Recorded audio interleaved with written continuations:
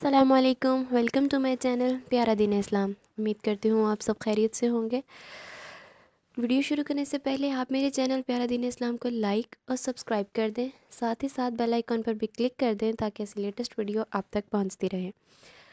تو پیارے بہن بھائیوں، پچھلی ویڈیو میں ہم نے بات کی تھی قوم لوط پر عذاب کی، کہ کن وجوہات کی بنا پر ان پر عذاب آیا۔ آج کی ہم اس ویڈیو میں بات کریں گے قوم لوط پر عذاب کے اثرات، یعنی کہ کیا ہمیں آج کے دور میں اس قوم پر آئے گئے عذاب کے اثرات ملتے ہیں۔ تاریخ کے مطالعے سے پتہ چلتا ہے کہ اردن، شام اور اسرائیل کے درمیان ایک علاقہ تھا جو بہت زرخیز تھا۔ وہاں ستون نامی ایک بستی تھی، نہایت سرسبز و شاداب، ہر طرح کا اناج، پھل، سبزیاں اور میوے بکثرت ہوتے۔ تجارت کا مرکز یہ جگہ بہت ہی شاندار تھی۔ شہر کی زرخیزی اور خوشحالی کی وجہ سے بہت سے لوگ مہمان بن کر آتے۔ شہر کے لوگ اتنے مہمانوں کو سنبھال کر تنگ آ چکے تھے، وہ اکتاہٹ اور بیزاری کا شکار ہو گئے۔ اسی سب کی وجہ سے شیطان کو موقع مل گیا۔ اس نے اپنی گندی گھٹیا چال چلی کہ آج تک ایسا کچھ نہ ہوا نہ دیکھا گیا۔ ابلیس ایک بوڑھے کی صورت میں نمودار ہوا اور لوگوں سے کہنے لگا، اگر تم لوگ مہمانوں کی آمد سے اور ان کی ضیافت سے تنگ ہو تو سب سے بہترین مشورہ یہ ہے کہ تم لوگ جو بھی مہمان آئے اس کے ساتھ بدفعلی کرو۔ اس طرح ان لوگوں نے شیطان کے بہکاوے میں آ کر بدفعلی شروع کر دی۔ شیطان کے مشورے نے ان کو اتنا گندا بنا دیا کہ رفتہ رفتہ یہ لوگ عورتوں کو چھوڑ کر مردوں سے بدفعلی کرتے، مردوں سے اپنی شہوت پوری کرنے لگے۔ اس کے علاوہ بھی یہ قوم حد درجہ بد اخلاق سے گرتی رہی، لوٹ مار عام ہو گئی، دھوکے بازی حد سے زیادہ بڑھ گئی۔ ان میں سب سے گھٹیا فعل ہم جنس پرستی تھا۔ کوئی بھی محفل اس کام کے بنا ادھوری سمجھی جاتی، خاص کر مسافروں میں کوئی خوبصورت لڑکا آتا تو یہ لوگ اسے اپنی ہوس کا نشانہ بناتے۔ الغرض یہ قوم سرکشی میں حد سے گزر گئی۔ اس قوم میں اللہ تعالیٰ نے اپنے نبی حضرت لوط علیہ السلام کو بھیجا ہوا تھا، وہ بار بار ان کو اللہ کے راستے پر چلنے کا حکم دیتے اور اس گندے کام سے روکتے، مگر وہ قوم بالکل بھی آپ کی بات نہ مانتی۔ آپ نے اپنی قوم کو اس بدفعلی سے روکنے کے لیے فرمایا جس کا ذکر قرآن پاک میں بھی ملتا ہے، کہ تم وہ بے حیائی کرتے ہو جو تم سے پہلے جہاں میں نہ کسی نے کی۔ تم مردوں کے پاس جاتے ہو عورتوں کو چھوڑ کر، بلکہ تم حد سے گزر چکے ہو۔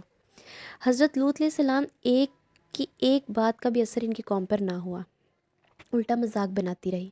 بالآخر اللہ تعالیٰ نے اس قوم پر عذاب نازل کر دیا۔ آپ کی بیوی بھی اس بدفعلی میں مبتلا تھی۔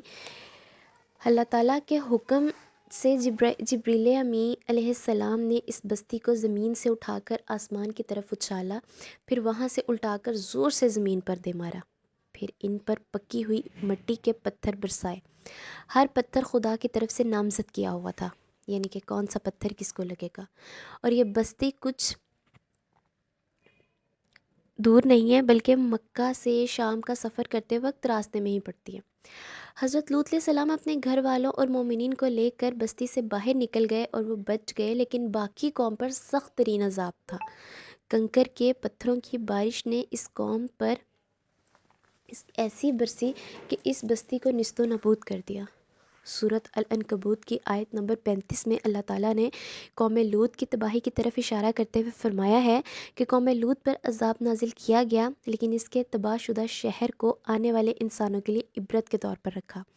اللہ فرماتے ہیں، ہم نے عقل والوں کے لیے کچھ واضح نشانیاں باقی چھوڑ دیں۔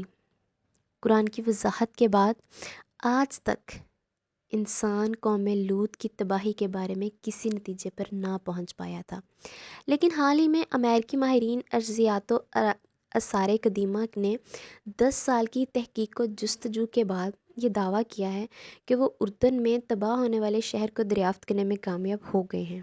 امریکی تحقیقاتی مشن کے سربراہ کا کہنا ہے کہ ان کی تحقیقات کا نتیجہ جب سامنے آیا تو وہ خود بھی حیران رہ گئے، کیونکہ ستون شہر میں زندگی یکدم رک گئی تھی، یکدم تباہ ہو گئی تھی۔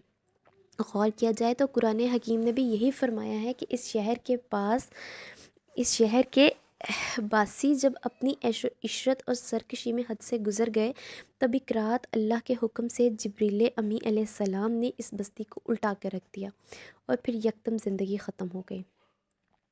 حضرت لوط علیہ السلام کی بیوی، جس کا ذکر ہم پچھلی ویڈیو میں بھی کر چکے ہیں کہ وہ بھی اس بدفعلی کا شکار تھی۔ حضرت لوط علیہ السلام کی بیوی وائلا کا بت آج بھی وہیں موجود ہے، جو 1400 سال پہلے قرآن حکیم نے بتایا، جسے نشان عبرت کے طور پر رکھا جائے گا۔ وہ پتھر کی بن گئی تھی اور اس کا بت آج بھی موجود ہے۔ اس حکایت سے کچھ نکات واضح ہیں کہ جو اللہ کی نافرمانی کرے گا وہ اللہ کے عذاب کا حقدار بنے گا۔ کسی ایک کی نیکی کسی دوسرے کے کام نہ آ سکے گی۔ قوم لوط پر عذاب نازل ہوا تو وہ شہوت میں مبتلا تھی۔ وہی منظر آج بھی ماہرین نے دریافت کیے ہیں، وہ ویسے ہی تباہ ہوئے۔ تو قوم لوط پر آیا گیا عذاب کے اثرات ہمیں آج کے دور میں ملتے ہیں۔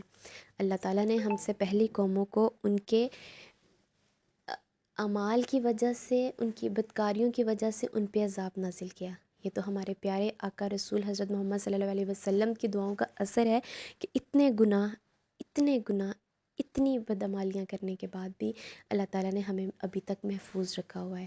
میری دعا ہے اللہ تعالیٰ ہمیں ایسے ہر گھٹیا گندے کام سے بچائے۔ اللہ تعالیٰ اپنے نبی کی مانگی ہوئی دعاؤں کے صدقے ہمیں محفوظ ہی رکھے، نہ صرف دنیا میں بلکہ آخرت میں بھی۔ ویڈیو اچھی لگے تو اپنے دوستوں کو بھی شیئر کیجیے گا۔ اللہ پاک ہم سب کو سیدھے راستے پر چلائے، آمین یا رب العالمین۔ جزاک اللہ۔